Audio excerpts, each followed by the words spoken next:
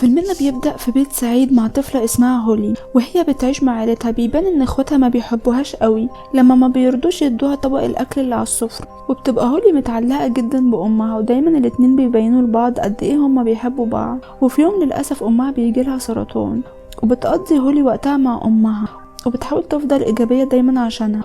وبعد فترة بتموت أمها بسبب المرض، وبتحس هولي بالحزن شديد على وفاة أمها. وفي وقت العشاء أبو هولي بيسأل أخوها وأختها كان يومهم عامل إزاي في المدرسة، وبعدها ما بيسألش هولي على أي حاجة وبيتجاهلها، وبيمسك موبايله وبيمسح أخواتها اسمها من على باب أوضتها. حتى في المدرسة المدرس ما بيديش اهتمام لهولي لما بترفع ايديها. ولما بتتصور العيلة مع الأب بمناسبة أول يوم في المدرسة بتحصل حاجة غريبة، وهو إن هولي مش متواجدة في الصورة رغم إنها كانت واقفة جنب عيلتها. وبتسألهم هولي هو في ايه وايه اللي بيحصل، لكن محدش بيسمعها أو بيرد عليها. ولما بتروح هولي لأوضتها بتلاقي أبوها حول الأوضة المخزن، وبتتفاجئ باللي بيحصل وبتبقى حاسة إن محدش بيحبها، لحد لما بتستوعب إنها بقيت خفية وإن الناس مش بيتجاهلوها لكن مش شايفينها. بعد سنين بتكبر هولي وبتبقى إنسانة بالغة وناضجة، وبتعرف إنها تتأقلم تدريجيا على كونها مخفية، وبتعيش لوحدها في شقة، وبيجيب لها عملاء التوصيل اللي هي عايزاه لحد البيت، وبتديهم الفلوس من تحت الباب، وعمرها ما بتوريهم نفسها عشان بتبقى قلقانة. وبتشتغل بالليل وبتستغل إنها مخفية، فبتشتغل في فتح المشاهير، وشغلها بيبقى عامل زي المصورين الصحفيين، وبتصور الحياة الشخصية للمشاهير وبتبيعهم للصحف. ودايما بتتواصل معهم عن طريق رسائل الموبايل عشان ما هم مش هيشوفوها ولا هيسمعوها. وبتبقى هولي مستمتعة جدا بشغلها عشان بتروح لأي مكان وبتعمل اللي هي عايزاه، وما بتتبعش القواعد، وما بتكونش ليها دعوة بحاجة. وفي ليلة وهي بتمشي ورا واحد من المشاهير وهو داخل البار بتحصل حاجة غريبة، وبيشوفها حارس الأمن وهي بتصور شخص مشهور. ولما بتمشي هولي بعد لما صورت الصور بيمسكها شين من ايديها وبيسألها هي ليه كانت بتصور الناس في البار. وبتتفاجئ هولي وبتتصدم بسبب ان محدش شافها واتكلم معاها من سنين. وبيطردها شين من البار وبيحذرها وبيقول لها انها تحترم حياة الناس الخاصة. لما بيخرج حارس تاني عشان يشرب سيجارة بتسأله هولي هل هو شايفها، لكنه مش بيبصلها ولا بيسمعها زي الست اللي ماشية وراها. وفي تاني يوم بتزور هولي قبر امها وبتقول لها على قصة الحارس البار العشوائي اللي عرف يشوفها ويسمعها. ولما بترجع البيت بتعرف بالصدفة ان حارس البارشين ما كانش مجرد حد عشوائي، وبتعرف انه كان مقاتل محترف في حلبات الفنون القتالية، وكان في علاقة رومانسية مع حبيبته الممثلة المشهورة. وبتعرف كمان ان شين تم ضبطه وهو بيخون حبيبته، وده كان بسبب هولي لما صورته تبع شغلها وفضحته، والفضيحة دمرت حياته. وبتقرر هولي انها ترجع للبار عشان تعترف لشين باللي عملته، واللي بيتعصب منها لما بيعرف الحقيقة وبيلومها على تدهور حياته. وبتقوله انها عايزة تعوضه باستعادة سمعته ومسيرته المهنية في القتال، وبتوعده انها تساعده بالشروط اللي هو هيختارها ويحددها. لكن لما بتقول لشين ان هو الوحيد اللي بيعرف يشوفها ويسمعها ما بيصدقهاش. وبعد دقايق بيقابل شين هيرو وهولي مخفية، وبتعرف انها تساعد شين وبتفضح المدير اللي عايز يخصم $500 من مرتبه، وبالسبب ده شين هيصدقها وبيوافق على عرض هولي ليه. وبعد ايام بيدعو شين هولي لحضور مباريات القتال في نادي صغير، وبتتفرج هولي عليه من مسافة وبتشوفه وهو بيهزم خصمه بكل سهولة، وبتشوف ان شين يستحق انه يقاتل في اماكن اكبر ومع خصوم اقوى، وبتوعده انها تساعده وتخليه في مباريات افضل واصعب. ولما بتروح بيتها بتدور اونلاين على المقاتلين، وبتعرف انها توصل لمقاتل قوي اسمه سوريز، وبتروح البيت لسوريز تاني يوم وبتبعت له صورة بتبتز بيها باستخدامه للحبوب العلاجية الغير مسرحة. وعشان ده بتقرر انها تعمل معاه صفقة، وبيبقى سوريز متعصب ولكنه بيبقى خايف ان وسائل الاعلام تدمر سمعته ومستقبله المهني، فبيوافق على صفقة هولي. وبعدها بيستقبل شين مكالمة من المدير وبيقوله ان عنده مباراة قتال مع سوريز بعد 6 أسابيع، وبيتحمس شين جدا وبيشكر هولي على اللي عملته. وبيركز شين هنا على التمارين المكثفة وبيستعد للقتال اللي هيحدد مستقبله.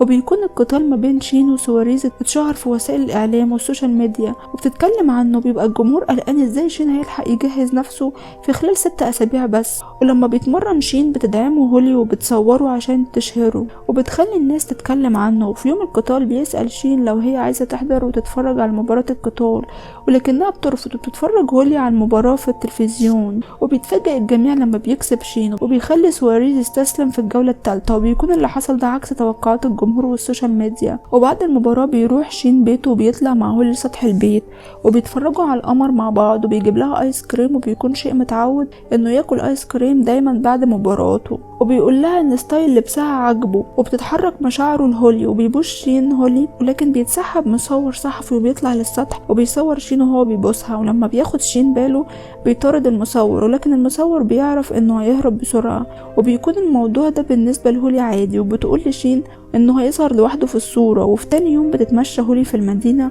وبتشوف مقالة في الصفحة الأولى في الجريدة عنوانه من هو صاحب الظل، وبتفرح هولي لما بتشوف نفسها على شكل ظل لما المصور صور شين والقمر كان منور وراها.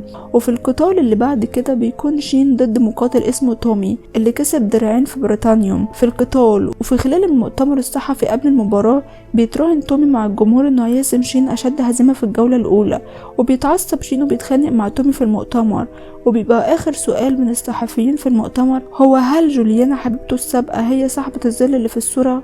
لكن شين ما بيعلقش على السؤال.